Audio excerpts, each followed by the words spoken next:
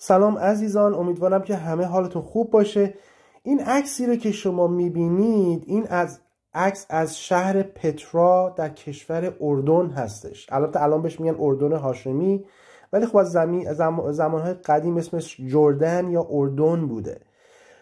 این خونه رو که میبینید، این خونه که میبینید خراب شده، اینو الان بهش میگن قصر البیت، یعنی قصر اون دختر. خب ولی این حالا تو خود همون خیلی دریایی هست توی این اسم که حالا براتون توضیح میدم بعدا در آینده انشاءالله اگه خدا بخواد. ولی این خونه که شما میبینید این کعبه اصلی هستش. حتی الان خراب شده، اینم عکسم از زاویه داره به شما نشون داده میشه، ولی حالا من عکسای از بالاترش رو بهتون نشون میدم. این خونه کاملا مکعب هستش و این کعبه واقعی بوده. شما اکثر حدیث ها، روایت های تاریخی و اینا رو که بخونید میگه کعبه 6 تا ستون داشته، در حالی که کعبه الانی 6 تا ستون نداره و این 6 تا ستون این هستش، 4 تا 5 تا و 6 تا ستون ورودیشه که وارد میشه. اینجا وارد کعبه میشدین و اینجا مکان مقدس، این پشت در این ورودی و پشت اون Holy of Holy یا مقدس ترین جای کعبه هستش. اینم که شما میبینید به این میگن قربانگاه. این قرآن خیلی صحبت میکنه اینجا جایی که به هر حال شترها رو قربانی میکنن و یا مثلا قربانی ها رو میارن، این قربانگاهه. این قسمت هم که بهش میگن همون حجر ابراهیم، البته توی کعبه جعلی تو عربستان سعودی تو مکه کنونی هم هست، ولی اصلش اینجاست که قبر هاجر و اسماعیل هم اینجا هستش و اینجا آب میگرفتن، وضو میگرفتن و این کعبه هستش. حالا من عکس‌های کامپیوتریش هم که جنریت شده رو بهتون نشون میدم. حالا اینو بهتون نشون میدم. بریم سراغ عکس بعدی. خب این عکس یکی از عکس‌های کعبه کنونی هست، یکی از قدیمی‌ترین عکس‌ها هستش. این همون جایی که می‌بینید که چقدر این چیز الکی هست، درست کردن به عنوان حجر اسماعیل. این کپی برداری کردن از اون حجر اسماعیلی که اونجا بود، آوردن گذاشتن اینجا. ولی این یه مأموریت دیگه‌ای هم داره. این کعبه خودش یه قبله داره. خب این در حقیقت حالت فلشه. این فلشیه که داره نشون میده یک قبله اصلی کجاست. خود این کعبه جعلی تو مکه جعلی تو عربستان سعودی کنونی قبلش دقیقاً به سمت پتراست. یعنی اون عکس اولی که به شما نشون دادم، قبله این مسجد اگه یه خط بکشین مستقیم صاف میخوره به اون. چرا؟ چون اونایی که اینو ساختن در زمان اموی ها، عبدالمالک ابن مروان و یوسف ابن حجاج. عبدالمالک ابن مروان پسر مروان حکم بود. خب اینا بعد از اینکه حسین، تو ایران ما بهش میگیم امام حسین، اینا بعد از اینکه علی رو شکست دادن، حسین رو و خانواده‌اش رو قتل عام کردن، تمام یاران پیامبر، اونایی که مونده بودن یا بچهای عمر، ابوبکر، تمام اینا رو هم یکی یکی کشتن. بعد از اون عبدالله ابن زبیر بود، عبدالله پسر زبیر، اون رو هم کشتن. تمام دیگه قتل، دیگه کسی نمونده بود. یعنی واقعا دوران وحشت بود که همه رو میکشتن و همه رو کشتن و به هر حال دیگه کسی نبود که مقاومت کنه. هر کیم که صحبت میکرد میکشتن دیگه. همه چیز، مؤمنین اصلی رفتن زیرزمینی شدن همه، یعنی دیگه قایم شده بودن. اومدن این خونه رو درست کردن و جعل کردن به جای اون کعبه. واقعا تو تاریخ هم هست، شما تعجب نکنید، این تو تاریخ خود شیعه تو تمام حدیثاش هست. من یک ویدیوی دیگه دارم، لینکشو میذارم ببینید، قشنگ توضیح میدم از خود امام صادق که دقیقاً اینو میگه. خب و تو تاریخ‌های خود سنی‌ها هم هست و از همه مهمتر توی قرآن هستش. خواستم بگم که این مسجد یه مسجد جعلیه که به قبلش هم خود همون قبله پترا، قبله اصلی هستش. خب این یه عکسی از قسمت بالا هست، همونجوری که می‌بینید مکعب کامله. می‌بینید اینم 6 تا ستونشه. خب این 6 تا ستونشه که ستون ورودی. این مکان مقدسه. اینجا وای می‌ایستادن نماز می‌خوندن، اینجا وای می‌ایستادن نماز می‌خوندن، اینجا پر می‌شده. اینم قبلگاه هستش. این مقام مقدس این خونه توی اینجا هست. میگن Holy of Holies، یعنی مقدس ترین جای خونه. واسه همین است که خداوندش میگه خونه، این یه خونه است. بیت یعنی یه خونه، یه هاوس، یه خونه هستش. و اینا هم مثل تمام خونه‌های دیگه می‌بینی پله داره، شما وارد میشی، ایوون داره، ایوون خونه‌های قدیمی سبکش اینجوری بوده اون زمان دیگه. اینم ورودیش بوده، اینم اتاقاش بوده. خب اینم که همونجوری که می‌بینید به قول معروف قربانگاه هستش، مکان قربانگاه. اینجا هم که دستاش نمیشه، اینجا هم یه قربانگاه کوچیک بوده. خب حالا عکس دیگه که میخوام بدون نشون بدم دوباره از این زاویه هستش. دوباره کعبه رو شما اینجا میبینید، این کعبه هستش، این قربانگاه کعبه هستش، این صفا هستش، این چیزی که بهش میگن از صفا. میبینید صفا هم دقیقاً یک خونه هستش مثل این کعبه. اینم پله هاشه که وارد میشید. و دوباره این مروه هستش و اینا پله هاشی که شما وارد میشید. پس این صفا هستش، این مروه. هم صفا هم مروه اینا دوتا خونه هستند. خب قرآن هم دقیقا به ما میگه که صفا و مروه دوتا خونه هستند که مردم میرفتن دورش اینا رو نگاه میکردن و طواف میکردن و همونجوری که دور کعبه طواف انجام میدن. حالا اینا رو من قشنگ براتون وقتی میرسیم به قرآن توضیح میدم. من اینو دارم یه اوورویو، یه عکس کلی بهتون نشون میدم که بعد که آیات قرآن رو براتون میخونم میخوام شما قشنگ این متوجه بشید اصلا قرآن رو شما میبینید که برای این نوشتن. وقتی الان شما این رو خوب ببینید من میبینید که قرآنی که داره حج رو توضیح میده دیگه اصلا مشکل نداره، قشنگ متوجه میشید. آیات حج من یادمه من سنم کم بود اونا رو میخوندم همیشه گیج میشدم، گفتم راجع به چی صحبت میکنه، اصلا نمیفهمیدم راجع به چی صحبت میکنه. تا وقتی که رفتم اینجا حج انجام دادم خودم قشنگ فهمیدم، چون اصلا حج رو برای این نوشتن، این نقششه، یعنی قرآن از روی این نقشه توضیح میده حج رو. خب بعد اینم درب ورودی مسجد الحرامه، یه در ورودی، حالا عکس دیگه هم بهتون نشون میدم. از اینجا هم که میرید بالا میرید به عرفات. باز این یه عکس دیگه هستش، این درب ورودیش که بهتون گفتم، اینجا وارد میشید میبینید که اینجاست و این جدول کعبه هستش. اون بالاش خراب شده، این خیلی بلندتره. خب یه حالت مکعب بلند داره، عکسش حالا بهتون نشون میدم باز دوباره چند دقیقه دیگه. و اینم قربانگاه، این صفا هستش، همین بغل این صفاست. بعد مروه اون طرفه، برای عرفات هم شما باید برید از اون طرف برید. این عرفات هستش، یه کوه خیلی بلنده. اسم عرفات یعنی بلندی ها، یعنی کوه های بلند. خب این عرفاتی که الان توی این مکه جعلی تو عربستان سعودی هستش یه تپه سنگه. خب اصلا کوه نیست. بی خودتون برید ببینید عکسش، حالا من بعدا میتونم بهتون نشون بدم. یه عکساش اونایی که رفتن میدونن دیگه، من نرفتم الحمدلله خدا رو شکر. ولی اینی که اینجا که میبینید این عرفات هست، کوه خیلی بلنده، به پله داره. بعد اینا همه رو بیایم بالا، میرسیم به بالای چند تا کوهن که به هم قله‌هاش به هم چسبیدن. به خاطر همون میگن عرفات، یعنی جمع داره. خب عرفات یعنی بلندی ها، یعنی یه دونه بلندی نه، چند تا کوه. یعنی قرآن داره قشنگ توضیح میده که این عرفات چیه. ولی اون چیزی که توی مکه جعلی میبینید یه سنگ هست، یه تپه است. ولی شما اینجا چند تا کوه هن. حالا وقتی میرید بالا قشنگ متوجه میشید که به هم جمع شدن و این بلندی ها هستش. و اینجا عرفاتی که اینجا جمع میشدن، زائرها شب بعد از پایین میرفتن پله ها رو بهش میگن مزدلفه، میرفتن پایین و زیارت میکردن اینجا. منظره اینم فوق العاده زیباست، من نمیتونم بگم، باید خودتون برید. اینقدر این منظرش، خورشید که میاد بالا، میاد از روی کوه هارون که قبر هارون نبی هستش، میاد و اول به اینجا میتابه. خیلی منظره جالبیه. خب این مروه هستش، همونجوری که میبینید این خونه است. اینجا که وارد میشید باز دوباره میرید داخل این، اینجوری میچرخید، طواف میکنید میایید بیرون. میبینید که این مروه است و اینم یه مکعب طوریه و همون یه کعبه هم اینجا هستش. این مروه است، این مروه یه خونه است. خب قرآن هم دقیقا به ما میگه که این یه خونه هستش. خب اینم صفا هستش، البته یه مقدار خراب شده. این همون درب، کنار درب ورودی هستش، پشت درب ورودی هستش. این پله هاشه که میریم بالا و اینجا هم یه خونه. دیوارا خراب شده ولی فاندیشنش، اون پایه هاش همه هستش هنوز. خب اینم که درب ورودی هست، از اینجا وارد میشید و میرید وارد کعبه میشید.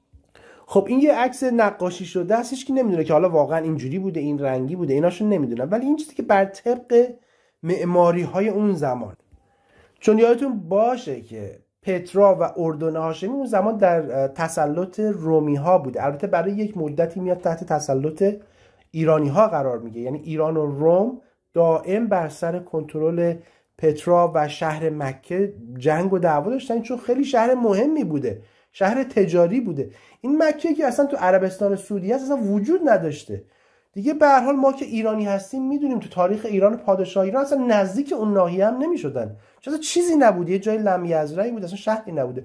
رومی ها هم همینطور. شما برید خودتون نگاه بکنید، نه فارس ها، نه ایرانی ها، نه رومی ها، نه اشکانی ها، نه ساسانی ها، نه هخامنشی ها، این اصلا نمیرفتن، اونجا چیزی نبوده. در صورت که شهر مکه قرآن به ما میگه این شهر فوق العاده تجاری صاحب مهم بوده، از قدیمی بوده و همیشه بین ایران و روم به خاطر کنترل شهر مکه همون شهر پترای کنونی جنگ و دعوا بوده. تو زمان حضرت محمد این برای چند سال دست ایرانی‌ها میفته ولی باز دوباره رومی‌ها اینو میگیرن. ولی به هر حال به این شکل بوده. همینجوری که می‌بینید این کاملا یک مکعبه. خب این مکعب بزرگی بوده، به خاطر بهش میگن کعبه، یه مکعب بوده. بعد یه خونه خیلی باشکوه و خیلی بزرگی هم هست. اینجا وارد میشدی، خونه خداونده، خونه الله، خونه پروردگار آسمان ها و زمینه. نه اینکه دو تا چوب گذاشتن تو وسط بیابون اونجا درست کردن تو مکه جعلیت. من نمیدونم چی هست. خب این ستوناش هم که میبینید همونجوری 6 تا ستون، همونجوری که تو تاریخ هم نوشته 6 تا ستون داره گفته میشه و جلوش هم یه قربانگاهش بوده که حالا بهتون نشون دادم دیگه. اینم یک عکس دیگه از همون هستش. باز دوباره میبینید این کاملا مکعبه دیگه، خودتون دارید میبینید دیگه، به خاطر همین هم بهش میگفتن کعبه. اینم که میبینید ناکن اینجا میایم بالا، میومدیم بالا، این بغلش جای قدم زدن داشته که میرفتن طواف میکردن. اینجا این بغل این راه میرفتن پشتش، از اون طرفش در میومدن. حالا تو اون یکی عکس هم میتونید ببینید دقیقاً همین چیزا رو بغلش داره. البته هنوزم جای اینا هست، اینا ستونا خراب شده الان، ولی جاهای این دیواره هست، به خاطر همون رو بازسازی کردن، اونجوری بازسازی کردن. اینم یه عکس از بالا هستش، دوباره این ورودیشه، اینجا محل نمازگزاره، اینجا هم نمازگزاره. اینم مقدس ترین جاشه که اینم محرابه دیگه، ببین میگه محراب که اینجا میری اینجا، این هم اونجا بوده. حالا به هر حال این چیزای دیگه حالا عوض شده، در طول تاریخ بت میذاشتن اینجا، اینا دیگه بعدن عوض شده، ولی بعد از که پیامبر میاد اینا همه رو پاکسازی میکنه. اینم یک نمای دیگه از کعبه هستش که باز دوباره ستون‌ها رو شما میبینید اینجا، ورودی رو میبینید، مکان مقدس و مقدس ترین جای همون محراب هم اینجا هستش. حالا شما اینو مقایسه کنید با این کعبه جعلی توی مکه جعلی. البته این قبله، این همون حجر اسماعیلی که دیدین، اینم باز دوباره جعلی کپی کردن، تمام این سکنه کپی کنن. البته خیلی کپی بدی، نه کپی خوبی هم نکردن، چون اینا واقعا تو زمان اموی ها اینقدر از پیامبر، خانواده‌اش، از دین اسلام متنفر بودن دیگه، برای قتل عام کردن تمام خانواده پیامبر رو و اصلا اینو جعلی، دین جعلی میدونستن، هیچ اعتقادی به این نداشتن. اینا میگفتن این الکی از خودش در آورده. اینا اومدن یه چیز اینجا درست کردن که کعبه رو، مکه رو ببرن دور کنن از مرکز خلافت اموی‌ها که تو دمشق بوده. چون اونایی که حالا پترا رفتن، یا انشالله خدا قسمتتون کنه بتونید برید پترا برای حج، خیلی سخته اونجا جنگش، کوه، خیلی کوه. اینا آوردنش توی جای صافی و به هر حال که بتونن راحت ازش دفاع کنن. به هر حال این حالا چند تا عکس دیگه هم راجع به بهش نشون میدم. نگاه کنید، این مروه الان هست. نگاه کنید این اصلا چیه؟ این یه صخره است. این سنگ پرستیه. این دین و مذهب، این دین اسلام کنونی، من حقیقتش رو بهتون میگم، آدم نباید تعارف بکنه، که آدم تو دین نباید شوخی بکنه با کسی. این دین سنگ پرستیه. این یکی از سنگ هاییه که اینا میپرستن، بهش میگن سنگ مروه. این هیچ چیزی توی قرآن راجع به این نیست. قرآن به ما توضیح میده، من آیاتشو میخونم که مروه خونه هستش، جای مقدسی بوده به هر حال برای اینکه هاجر اونجا بوده و اینها، ولی این یه سنگ، این یه سنگ، سنگ میپرستن. سنگ هم چیه؟ بت‌ها رو زمان قدیم از سنگ درست میکردن. به هر حال دین سنگ پرستیه. اینم یه سنگه، بهش میگن سنگ حجرالاسود. خیلی معذرت میخوام، این شبیه آلت تناسلی خانم ها میمونه که هندی ها عبادت میکردن و اینم همونه. توش هم سنگ گذاشتن، اینجا میان سنگ حجرالاسود رو میپرستن. اینم که بالا میگه الله اکبر، یعنی اکبر اللهه. الله اکبر. الله چیه؟ الله مبتداست، اکبر هم خبره دیگه. مبتدا الله، اکبر خبرشه، یعنی میگه الله همون اکبره، این خبرش. این دین اکبر پرستی، اینا سنگ ها رو میپرستن. اینم یه عکس دیگه است، همینجوری که میبینید همه جمع شدن دارن این خانم رو نگاه کنید، این وسط همه جمع شدن دارن که بیان این سنگ رو بپرستن، عبادت کنن، اینو ماچ کنن و به هر حال واقعا زشته. من نمیخوام یه سری حرفایی رو بزنم، ولی واقعا شما عکسی که بدون نشون دادم ببینید دیگه شبیه چیه. این دین این هاست، این دین اسلام کنونیه. شما میبینید اصلا ربطی داره با دین اسلام قرآنی؟ واقعا هیچ ربطی نداره. حالا این یه آخرین عکسی که بهتون نشون میدم، این معبد سلیمانه. خب معبد سلیمان تو اورشلیم، سلیمان اینو میسازه به عنوان خونه برای خداوند. خب و دقیقاً همون ساختاری رو داره که کعبه داره، چون خدا همون رو داره، دقیقاً داره کپی میکنه اون چیزی رو که تو کعبه هستش. حالا من عکسای دیگه داره، معبد دیگه داره نشون قدیمی تر از معبد سلیمان، اون که اصلا دقیقاً کپیش کردن از کعبه، یعنی همون پترا، نه اون کعبه جعلی، منظورم پترای اردن، منظورم اون کعبه جعلی توی مکه جعلی تو عربستان سعودی نیست. ولی باز دوباره ستون‌ها رو می‌بینید، ورودی داره و اینجا این ناحیه رو بهش میگن هولی پلیس. این همون قضیه است. اینم که همون قربانگاهش، البته این زاویه قربانگاه از کناره و اینجا هم جاییه که به هر حال وضو میگرفتن و نماز میخوندن.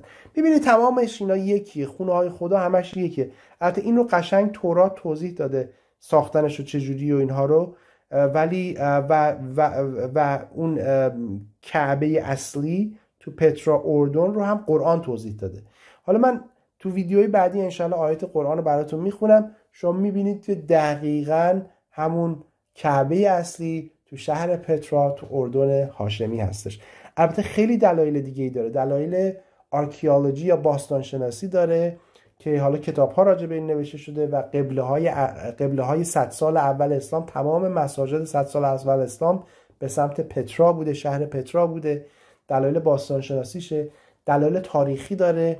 خب اصلا این شهر مکه اصلا تو تاریخی وجود نداره، شهر مکه کنونی که ما داریم تو اصلا وجود نداشته، اصلا چیزی نبوده. این بعداً ساختن، بعد از 80 سال بعد از پیامبر ساختن، سال 85 60 هجری، بعد تو تاریخ وجود نداشته. و از همه مهمتر این که خود تاریخ مخصوصا شیعیان توضیح میده که این مکه اصلا مکه اشتباهه، قبله اشتباهه و تو آخر زمان به قول معروف این قبله اصلی معلوم میشه و قبله برمیگرده به سمت همون قبله اصلی. البته قرآن هم این رو توضیح میده، کاملا قرآن این پیشگویی رو میکنه که قبله برمیگرده به قبله اصلیش. من اینا رو قشنگ همه رو توضیح میدم انشاءالله تو ویدیوهای قبلی. من کانال انگلیسی دارم، تمام اینا رو توضیح دادم تو اونجا. حالا دارم اینا رو فارسی برای شما میگم که به هر حال همه اونایی که فارسی زبانن، ایرانی‌های ما توی هر جای دنیا که هستن، ایرانی‌های تاجیکی، ایرانی‌های ازبکی، ایرانی‌های ترکمنستان، ایرانی‌های آذربایجان، ایرانی‌های افغانستان، هر جایی که هستن ایرانیان دیگه، فارسی زبان و ایرانیان، فرقی نمی‌کنه. اسما و مرزا اینا همه الکی، که ببینن حقیقت رو بشناسن و انشاءالله اگه خدا بخواد از دین اکبر رو نپرستن، از پرستش اکبر دست بردارن. با امید خدا، فعلا خدا نگهدار.